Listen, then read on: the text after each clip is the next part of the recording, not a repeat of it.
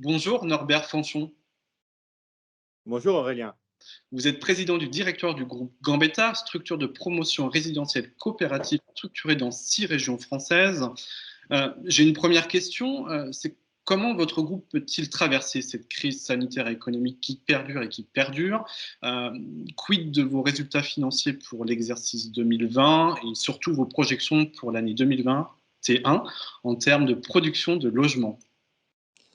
On a la chance d'être dans un secteur d'activité qui souffre le moins en France. On a des clients qui achètent, on a des clients qui louent, on a des entreprises qui travaillent et des collaborateurs qui viennent au bureau pour travailler.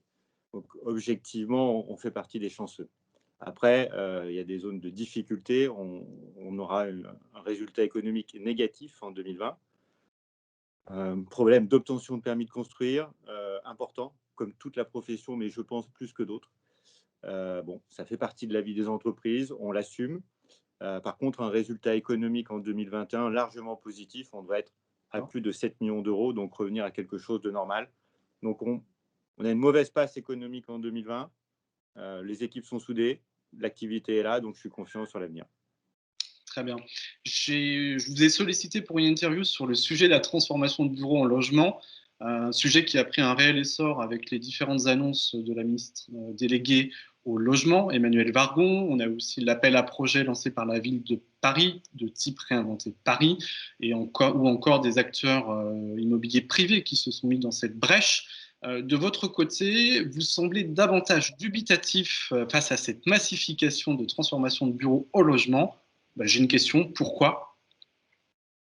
Bah, c'est justement sur le thème massification où je suis totalement dubitatif. C'est-à-dire qu'on arrive à transformer des bureaux en logements quand ces bureaux étaient déjà des logements. Et notamment quand c'est des immeubles haussmanniens, quand on est dans le cœur des métropoles. On pense à Paris, mais c'est vrai aussi à Lyon ou à Bordeaux.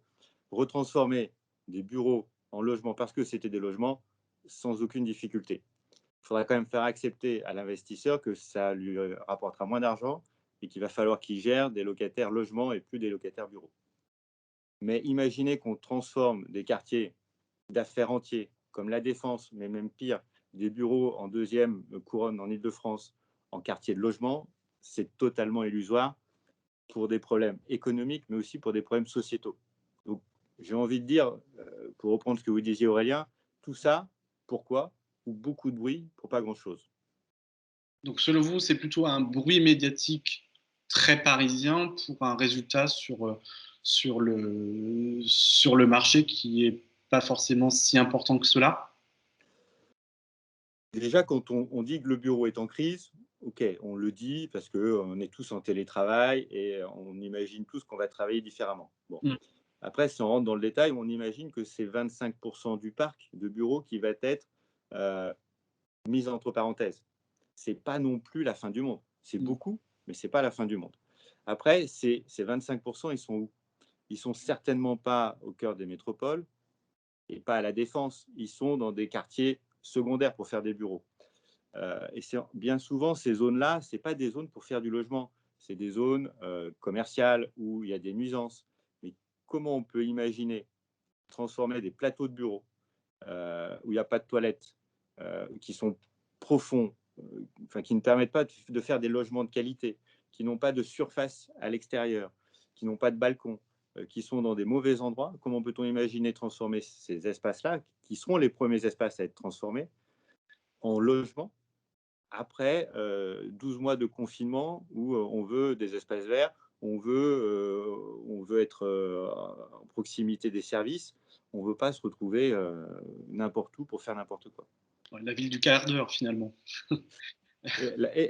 Mais la ville du quart d'heure, c'est un autre sujet, il faudra peut-être qu'on fasse une autre interview, Aurélien, mais la ville du quart d'heure, c'est le village français. Quoi.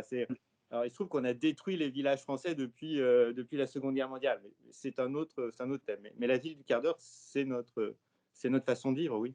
Sauf peut-être à Marseille pour la destruction des villages.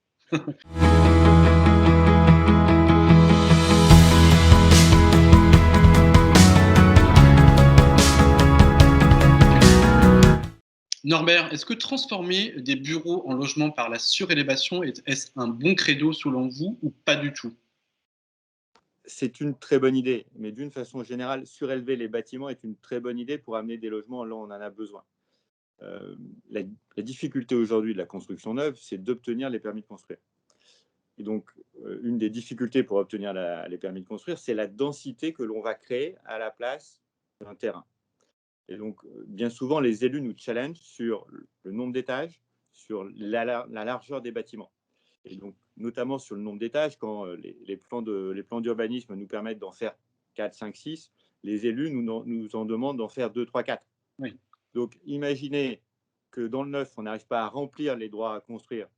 Imaginez dans ces conditions-là faire de la surélévation dans l'ancien, ça me paraît illusoire d'un point de vue politique. Économiquement et d'un point de vue sociologique, une excellente idée, mais qui ne sera pas portée par les élus locaux ni par la population locale. Très bien. Une dernière question. Alors, si vous n'êtes pas forcément pour la transformation de bureaux en logement, quelles peuvent être vos préconisations pour relancer la machine de la production de logements neufs qui subit la crise de plein fouet?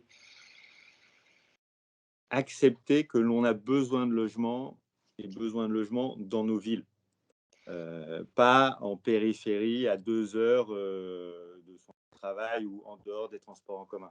Et quand je dis accepter, c'est que la population, les Français, nous acceptions que la densité dans les villes, c'est normal. La métropolisation, c'est un phénomène mondial et qu'on ne va pas y échapper. Parce que dans les métropoles, c'est là où il y a tous les services, tout ce dont on a besoin. Et c'est le sens de l'histoire depuis 60 ou 70 ans.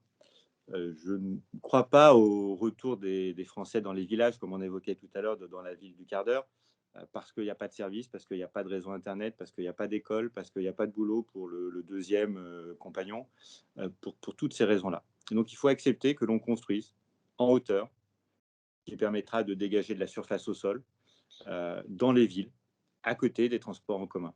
Rien de très extraordinaire quand on regarde ce qui se fait dans les autres capitales du monde, mais en France, on a du mal à l'accepter, et on a du mal à l'accepter, les populations locales, et donc les élus locaux ont du mal à le vendre à leur population. Mmh. Très bien. On pourra reparler du sujet ou d'autres sujets dans les mois à venir. Merci Norbert Fauchon pour votre participation. Merci Aurélien. Merci à vous de nous avoir suivis. À très bientôt sur BITV.